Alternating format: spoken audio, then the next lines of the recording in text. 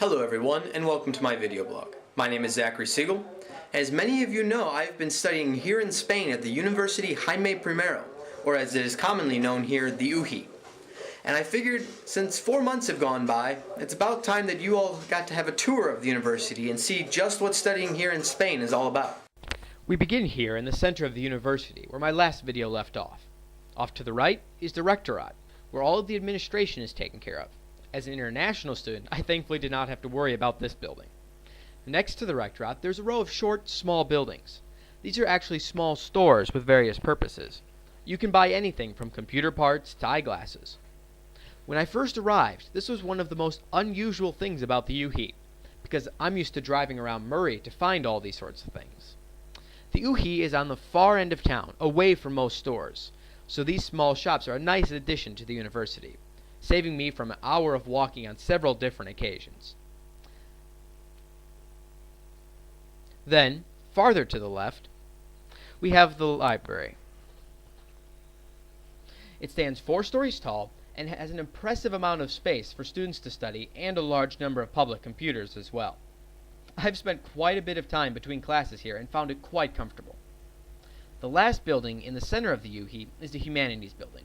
As you can probably guess, this is where a large number of classes are held, as well as one of my own. This is a very large building with lots of classrooms. I even got lost on my first day of class. In the basement of the library is the Office of International Cooperation, or OCA. This is the office that I, as an international student, had most of my interaction with. They were busy the day that I filmed, so I didn't go inside, but it is no different than any other on-campus office. Unlike Murray, the UJI does not have a central cafeteria.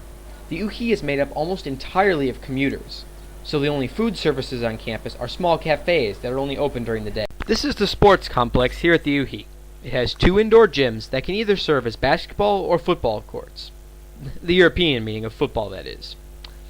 At the moment, it appears as though there's a stage has been set up in one of the gyms. I don't quite know what it's for, but what can I say? Lots of things go on at this university. And besides these indoor courts, the complex also has several empty rooms that can be used for anything from dance classes to self-defense. And at the end of the hall is a room full of cardio machines and a few free weight stands. I haven't used these machines because, as you probably remember, I have a very long walk to class each day. This is the technology building. It is the second of 3 main instructional buildings on campus, the Humanities building being the first. And like the Humanities building, it is very large. But don't worry, I haven't gotten lost in this one. The size of the buildings on campus is one of the things that really sticks out to me.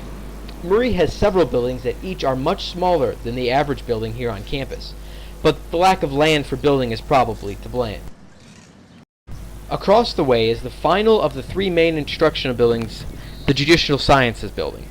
I had both my intensive and semi-intensive Spanish courses in here. There isn't much more I can say about it, so let's go inside and have a look. Inside, the class buildings on campus are just like any other university. The one thing I did notice while studying here is just how open the building is. As you can see, the area between the classrooms is rather large. To me, it almost seems more like a convention center than a school building.